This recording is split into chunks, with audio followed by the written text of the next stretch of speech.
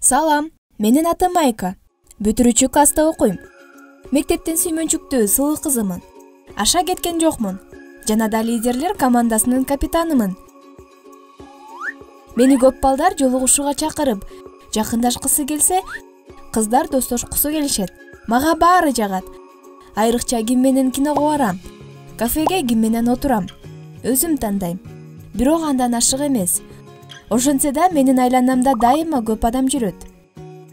Бул жыл оор жылдардан. Экзаменге, бүтүрүү кечесине даярдык көрүш керек. Анын үстүнө мектептин командасы баскетбол боюнча алдыда болгондуктан көптөгөн мелдештер алдыда. Андыктан машыгуу көп убакытты талап кылып, окууга аз убакыт бөлүнүп калат. Бизде жаңылык, командага жаңы оюнчу келиптир. Ал өтө эле жагымдуу экен. Кең далысы, кара чачы, күчтүү колдору адамды өзүнө арбап алат. Мен анын көз карашынан эле ирип кете жаздайм. Кыздардын баары ага кызыкса, мен өзүмө каратып аларыма ишеничтүүмүн. Ошол эле күндөн баштап ага жакындай баштадым. Бирок ал кол жеткистей эле. Аз сүйлөп, өзүн токтоо кармачу. Таанышкан эле күндөн баштап мен ага мектепке көнүп кетишине жардам береримди билдирдим. Тамактанганда жанына отуруп, сабактарына жардамдашып, китепканага чейин барып жүрдүм. Биз убактыбыздын көбүн чогуу өткөрчүбүз. Анын жанында күлкүсүнө арбалып, башканы унутуп калчумун. Ал күнү адаттагыдай мелдеш эле. Ал чечүүчү топту киргизди. Сүйүнгөндөн оюндан кийин мойнуна асылып калдым. Ал колуна көтөрүп, мени өөп алды. Баарынын көзүнчө өптү. Бул эң сонун күн болду. Ал кадрды стадиондун экранынан көрсөтүп, мектеп газетасынын биринчи бетине жарыяланды. Жана көпкө чейин башкы жаңылык болуп калды. Биздин бирге экенибизди баары билип, колдоп жатышты. Мектептеги эң сулуу жана сүймөнчүктүү түгөйлөр болдук. Бир нече ай өттү. Биз дайыма чогуу жүрдүк. Мен аны менен сыймыктанчумун. Анткени ал оюнду жан дили менен ойночу. Бир жолу машыгуу учурунда тренер жаныма отуруп калды. Биз оюнду чогуу көрүп отурдук. Байкоосуздан ал: "Сен аны жакшылап байка. Эмнегедир ал өтө эле аргасыздай. Бул эң жаман. Мындайлар жок жерден коркунуч алып келет. Сени сабабайбы?" деп калды. Мени сабаппы? Бул эмне деп жатат? Айтаарга сөз жок. Ошентсе да: "Жок агай, макул, аны байкайын" дедим. "Рахмат, антсең бизге жардам берет элең." Баса, ал эл менен бирге душка түшпөйт. Эмнеге билесиңби?" деди. "Менби? Кайдан билмек элем. Кино, жолугушуу, өбүшүү, башка эч нерсе жок. Эмнеге душка түшпөсүн, мен билбейм. Эмнеге менден сурап жатат?" "Билбейм агай, биз чогуу жуунбайбыз" дедим, өзүнүмдү өзүм тааныбай. "Кечир, жөн эле. Сенден сурабашым керек эле. Дарымба, сен жөнүндө жаман оюм жок" деп кекештене түштү да шашкалактап, ошол замат басып кетти.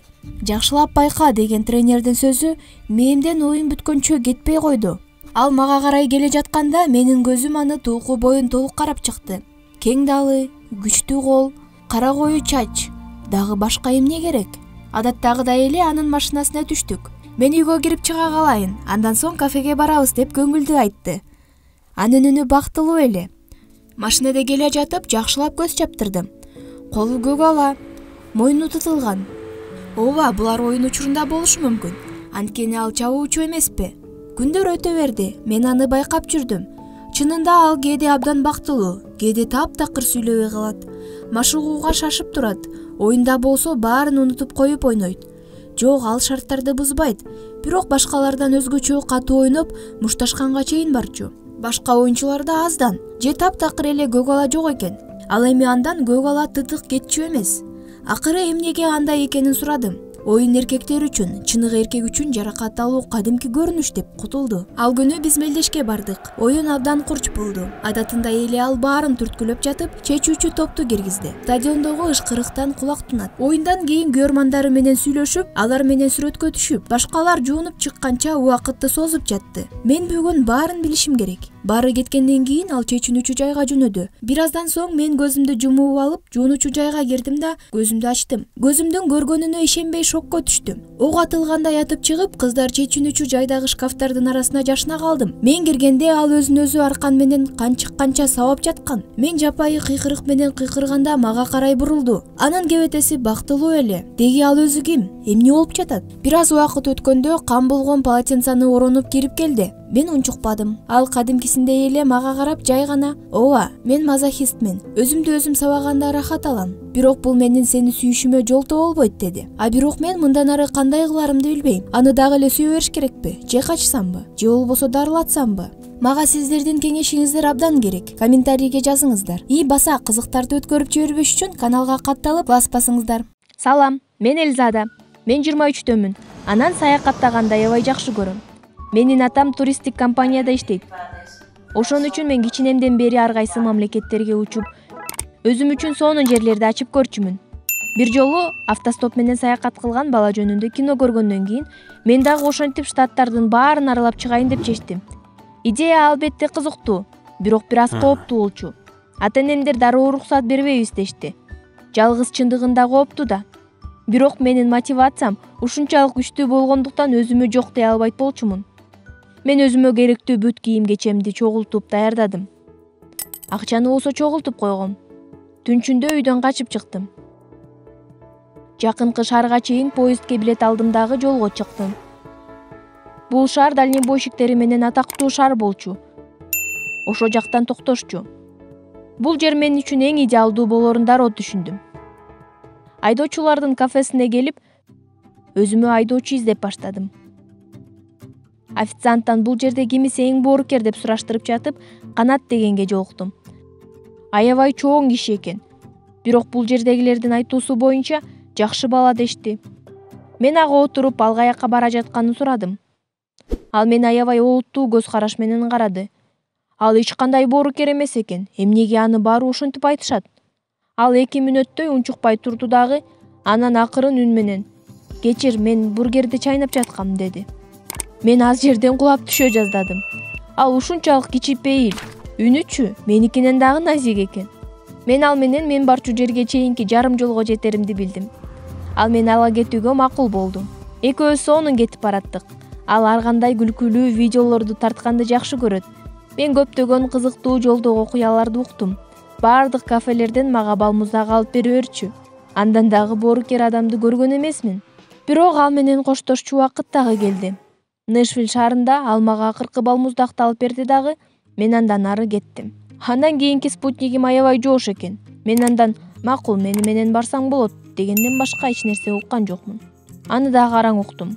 Мен анын атын деле билген жокмун, бирок мага "Ага ишенсе болот, бир нерсе болсо сени куткарат" дешти.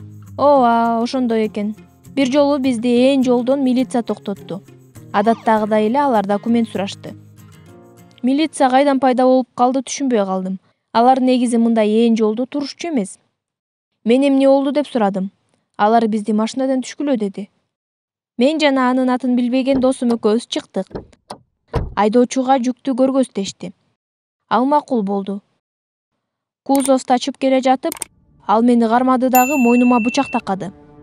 Мен эмне кыларымды билбей калдым. Милиция менин саякатчы экенимди билишти.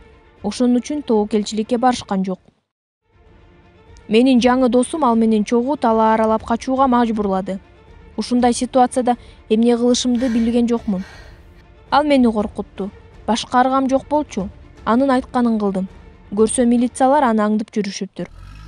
Аларда тонна наркотиктерди жүктөп кетип баратат деген информация бар экен. Кечке жук биз талаанын башка жагынан чыктык. Таптакыр башка трассага чыгып калдык. Түн ичинде ага жашыныш оңой болот. Ошон үчүн кечке чейин бизди милициялар табышат, мени куткарышат деп үмүттөнүп жаттым. Бирок ал акылдуу киши экен. Попуткаларды тосуп баштады. Ал эгер айдоочуга мени кармап алгандыгын айтсам, мени дагы, айдоочуну дагы өлтүрүп салам деди. Бир топ убакыттан кийин бейтааныш грузовик токтоду. Биз ага отурдук. Салонду дароо тааныдым. Ал Канат экен. Ал мени карап туруп көз кысып койду. Мен унчукпаш керек экенимди түшүндүм. Таңга жакын биз башка шаарга келип калдык. Бирок ага чейин биз заправкага токтодук. Канат акча төлөгөнү чыгып бара жатып, бир нерсе жебейсиңерби деп сурады. Мен жегим келтат дедим. Анан баарыбыз кафеге түштүк. Биз столго отуруп жеп баштадык. Кафе, андагы адамдар, баары кызыктуу да экен. Бир маалда артыбызда отурган бир бала биздин наркоторговецти мойнунан бурап кармады дагы пистолет такады. Мен куткарылдым. Көрсө кафедеги адамдардын баары милиционерлер болчу экен. Канат болсо бул операцияда аларга жардам берип жатыптыр. Мени кармап алганын укканда ал өзү жардам берем деп чыгып, попутка планын сунуш кылыптыр. Анткени кылмышкер үчүн попутка менен качкан эң оңой жол болчу экен. Мына ушинтип менин таң калыштуу саякатым дагы бүттү. Ата-энем болсо бул окуя тууралуу билишпейт. Аларга менин үйдөн качканым эле жетиштүү болду окшойт. Эч качан көп сүйлөбөгөн адамдардын грузовигине түшпөңүздөр. Анткени эмне күтүштү такыр билбейбиз да. Эгер силерге видео жакса, лайк басып, ой пикирлериңерди калтырып койгула. Биздин каналга бат-бат кирип туруңуздар. Рахмат.